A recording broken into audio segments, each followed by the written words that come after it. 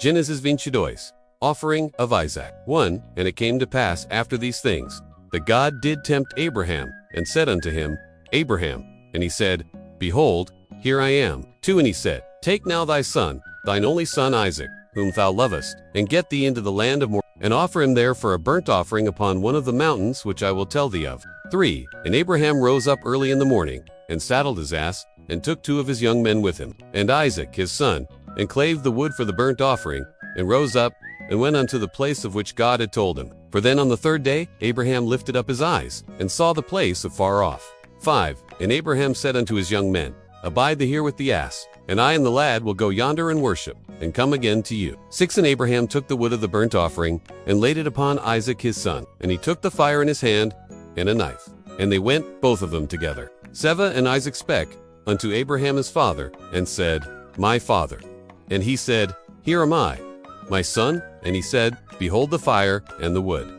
But where is the lamb for a burnt offering? 8. And Abraham said, My son, God will provide himself a lamb for a burnt offering. So they went both of them together. 9. And they came to the place which God had told him of. And Abraham built an altar there, and laid the wood in order, and bound Isaac his son, and laid him on the altar upon the wood. 10. And Abraham stretched forth his hand, and took the knife to slay his son. 11. And the angel of the Lord called unto him out of heaven, and said, Abraham, Abraham. And he said, Here am I. 12. And he said, Lay not thine hand upon the lad, neither do thou anything unto him.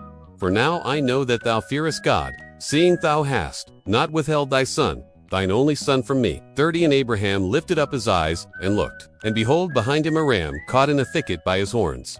And Abraham went and took the ram, and offered him up for a burnt offering in the stead of his son. 14. And Abram called the name of that place Jehovah-Jireh. In the mount of the Lord it shall be seen. 15. And the angel of the Lord called unto Abraham out of heaven the 2nd time. 16. And said, By myself have I sworn, saith the Lord, for because thou hast done this thing, and hast not withheld thy son, thine only son. 17. That in blessing I will bless thee, and in multiplying I will multiply thy seed as the stars of the heaven, and as the sand which is upon the seashore. And thy seed shall possess the gate of his enemies. 18. And in thy seed shall all the nations of the earth be blessed, because thou hast obeyed my voice. 19. So Abraham returned unto his young men, and they rose up and went together to Beer, and Abraham dwelt at Beer. 20. And it came to pass after these things, that it was told Abraham, saying, Behold, Milcah, she hath also borne children unto thy brother Ner. 21. Who's his firstborn, and Buz his brother, and Kemuel the father of Aram. 22. And Chest, and Hazo, and Pildash,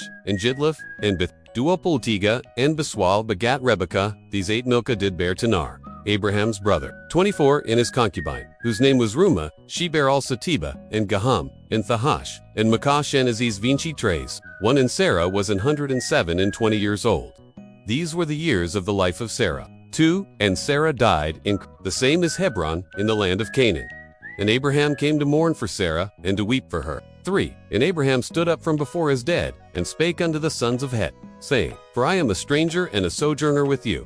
Give me a possession of a burying place with you, that I may bury my dead out of my sight. 5. And the children of Het answered Abraham, saying unto him, Six hear us, my lord, thou art a mighty prince among us. In the choice of our sepulchres, bury thy dead. None of us shall withhold from thee a sepulchre, but that thou mayest bury thy dead. 7. And Abraham stood up, and bowed himself to the people of the land, even to the children of Het. 8. And he communed with them, saying, If it be your mind that I should bury my dead out of my sight, hear me, and entreat for me to Ephron, the son of 9, that he may give me the cave of Machpelah, which he hath, which is in the end of his field. For as much money as it is worth, he shall give it me for a possession of a burying place amongst you.